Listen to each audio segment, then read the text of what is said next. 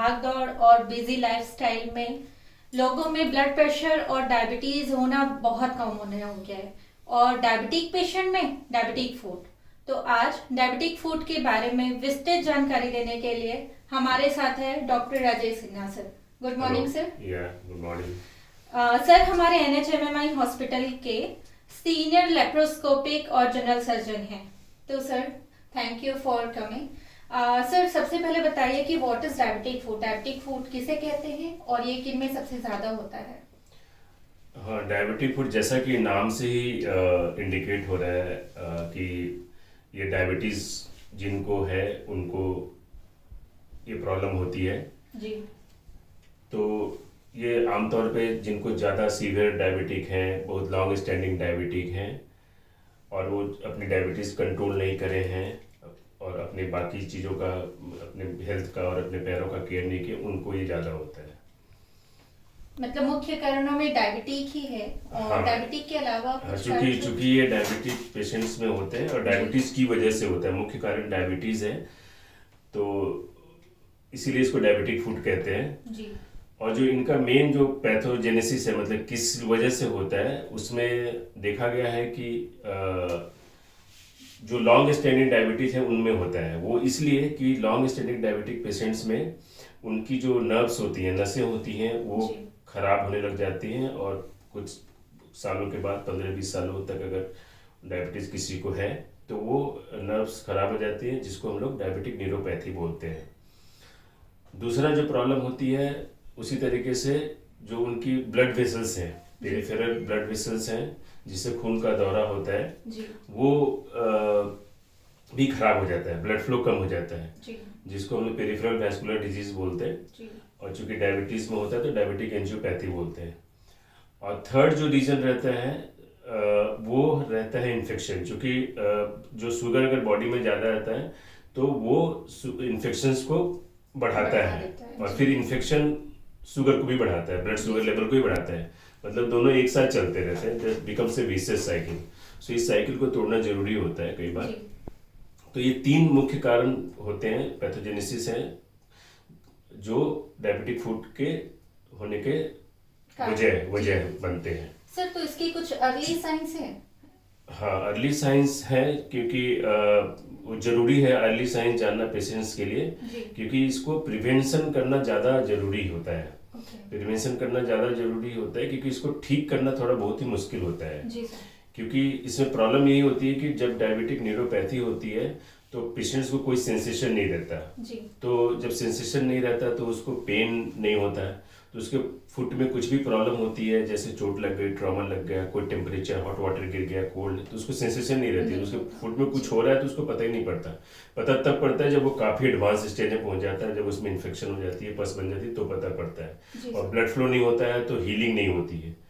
तो हीलिंग बहुत पुअर होती है, तो हम लोग सर्जरी करने के बाद भी हीलिंग बहुत पुअर रहती है। तो बहुत ज़्यादा डिफिकल्टी हो जाती है once it is developed fully. So it is better to detect it early. जितना अर्ली हम इसको करें तो पकड़ लें तो अच्छा है। तो अर्ली साइंस जो इसमें रहते हैं, आमतौर पे आप पेशेंट्स को कुछ भी, अगर पैर में छोटा सा भी अल्सर्स हो रहे हैं, कॉर्न कैलोसिटीज हो रहे हैं, क्रैक्स बन रहे हैं, या उसमें कुछ छोटा मोटा अल्सर हो गया है, तो उसको पकड़ना। शुरू जब न्यूरोपैथी नहीं हो तो पेन भी होगा, उस पेन के साथ भी डायबिटिक फूड हो सकता है। अगर न्यूरोपैथी ज़्यादा नहीं है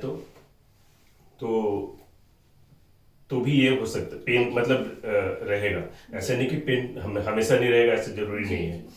तो पेन अगर हो रहा है तो वो पेशेंट को उसको नोटिस करना है कि क्यों हो रहा है। ड्राइनेस हो रही है पैर में तो वो नोटिस करना है। तो ये सब अर्ली साइंस है जिसको हम अगर हम उसी समय केयर कर लेंगे तो हम इसको प्रिवेंट कर सकते हैं। सर तो ये प्रिवेंशन अगर नहीं हो पाया, प्रिवेंशन नहीं किया, डायबिटिक फूड हो गया, फिर उसके साथ क्या क्या कॉम्प्लिकेशंस होते जाएंगे, बढ़ते जाएंगे? हाँ, इसके बहुत ही डेंजरस और ड्रेडफुल कॉम्प्लिकेशंस हो सकते हैं। जैसे कि एक छोटा अल्सर में develop into a big non healing ulcer जो हील ही ना हो कभी, और वो लॉन्ग स्टेज तक चलता रहता है। फिर उसमें अगर इन्फेक्शन हो जाए तो वो एब्सेस की फॉर्म ले सकता है।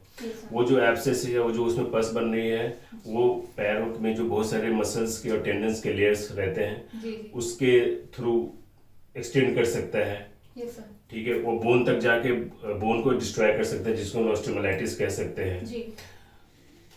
टोज के गैंग्रीन हो सकते हैं, और पूरे फुट का भी गैंग्रीन हो सकता है। Okay sir. और कई बार ऐसा होता है कि इतनी खराब सिचुएशन हो जाती है कि हम लोग फिर लिम्ब सेविंग नहीं सोचते हैं, फिर लाइफ सेविंग सोचते हैं। Okay sir. तो इस स्थिति में हमें फिर पैर को सेक्रीफाइस करना पड़ता है, जिसको हम एम्पुटेशन बोलते हैं, मतलब पैर का वो हिस्सा जो खराब हो गया काटना पड़ता है, क्योंकि हम उसकी लाइफ को फिर प्रायोरिटी देते हैं। जी। तो इस स्थिति तक नहीं आने दें तो अच्छा रहता है। Okay sir. मतलब डायबिटिक फूड के इलाज में ये कॉम्प्लिकेशंस के साथ ट्रीटमेंट में जैसे मेडिसिन भी है क्या, और की सिर्फ सर्जरी? हाँ, ये डिपेंड करता है कि हमारे पास डायबिटिक फुट किस स्टेज में आया है। Yes, sir. अगर हम इसी को अभी तक हमने जो बातें करी उसको हम समराइज करें स्टेज के रूप में, तो इसको आमतौर पे 6 स्टेज में अपन बांट सकते हैं। Yes, जैसे एक नॉर्मल हो गया, ग्रेड 0 हो गया, okay. I mean grade, different grade है, जी। That indicates the severity of the disease, कितना सीवियर उसको प्रॉब्लम है। ग्रेड 0 इज नॉर्मल, मतलब उसको कोई पैर में कोई प्रॉब्लम नहीं है। Grade 1 is just superficial ulcer. जी। Grade 2 is deep ulcer, deep to tendon and muscles layers. Okay, muscles तक पहुंच गए। हाँ, जी। Grade 4 हो गया osteomyelitis. Grade 5 हो गया सिंगल डिजिट में गैंग्रीन। अच्छा। Grade 6 हो गया पूरे फुट में गैंग्रीन। तो जितने अर्ली स्टेज है, जितना अर्ली ग्रेड में अगर कोई पेशेंट हमारे पास आता है, दैट इज बेटर। अगर सुपरफिशियल अल्सर है तो हम उस समय नॉन सर्जिकल ट्रीटमेंट से उसको ठीक कर सकते हैं। बहुत ज्यादा इन्फेक्शन अंदर पस वगैरह नहीं बना है, या इस तरह का बोन डैमेज नहीं हुआ है, या फिर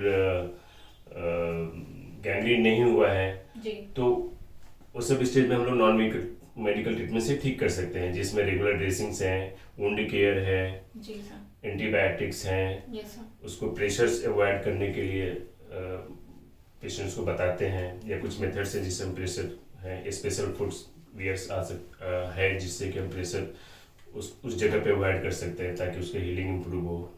फिर कुछ मेडिसिन होती हैं जो कि ब्लड फ्लो को बढ़ाती हैं।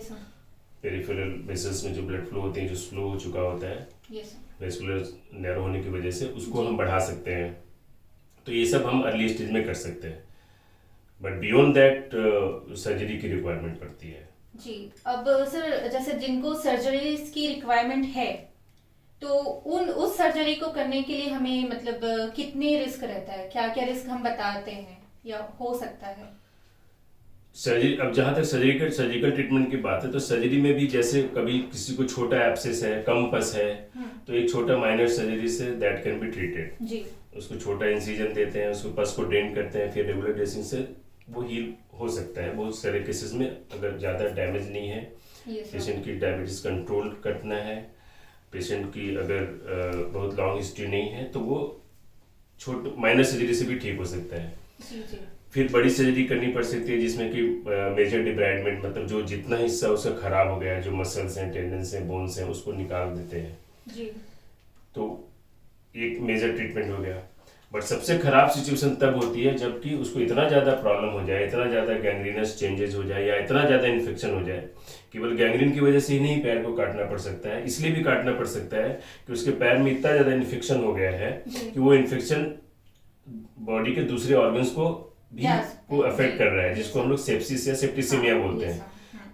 तो वहाँ पे फिर हमें लाइफ का देखना होता है, लाइफ बिकम्स प्रायोरिटी देन। तो उस कंडीशन में भी हमें पैर को सेक्रीफाइस करना पड़ता है, अगर गैंग्रीन नहीं भी हुआ है तो भी, क्योंकि पेशेंट की जान खतरा में। तो जब तक वो इन्फेक्शन वाली सोर्स नहीं हटाएंगे तो पेशेंट ठीक नहीं होता है। ऑपरेशन के बाद किन किन सावधानियां रखनी चाहिए सर मरीज को? हाँ, अगर ऑपरेशन किया है, जैसे मान लो उनका डिब्राइडमेंट किया है या इंसिजन और ड्रेनेज किया है पस का, तो उसके बाद रेगुलर ड्रेसिंग होनी चाहिए, टाइम टू टाइम डॉक्टर्स को दिखाना चाहिए। ब्लड शुगर्स को कंट्रोल करना बहुत जरूरी है, अगर शुगर कंट्रोल नहीं होगा तो हीलिंग नहीं होगी। डॉक्टर्स ने जो सलाह दी है दवाइयों का, वो रेगुलर बेसिस पे लें। पैर को इधर उधर गंदगी जगह पे नहीं रखें। शुगर ही कंट्रोल करना और बाकी चीजों का ख्याल रखना पड़ेगा। तो कितने दिन में विजिट करना रहता है फिर आपके पास? नहीं, that also depends upon the क्या कंडीशन उसकी। अगर बहुत अगर वो वुंड हीलिंग है, अच्छा है, रेड हो रहा है, तो पेशेंट को आप 2 दिन में, 4 दिन में, 5 दिन में भी बुला सकते हैं। अगर वो घर पे या आसपास किसी दूसरे नर्सिंग होम या किसी और क्लिनिक में भी ड्रेसिंग कराए तो कोई प्रॉब्लम नहीं है। बट अगर ज़्यादा है तो बेटर रहता है जो कि सर्जन की सलाह ली जाए। जी। सर अभी जैसे कोविड-19 का अभी चल रहा है देश में पूरे, तो अभी जो लोग जिन लोगों को ये तकलीफ है उन लोगों को आप क्या सलाह देना चाहेंगे अभी?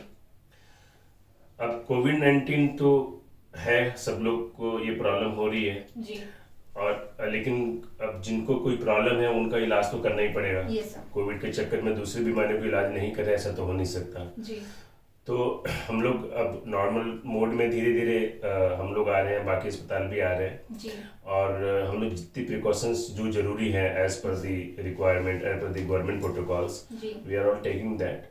और जितनी सेफ्टी मेजर्स हैं सब अपने लिए भी ले रहे हैं, अस्पताल के बाकी स्टाफ के लिए भी ले रहे हैं। ये सब और कट करता है सही से लेंगे कंटिन्यू बैटरी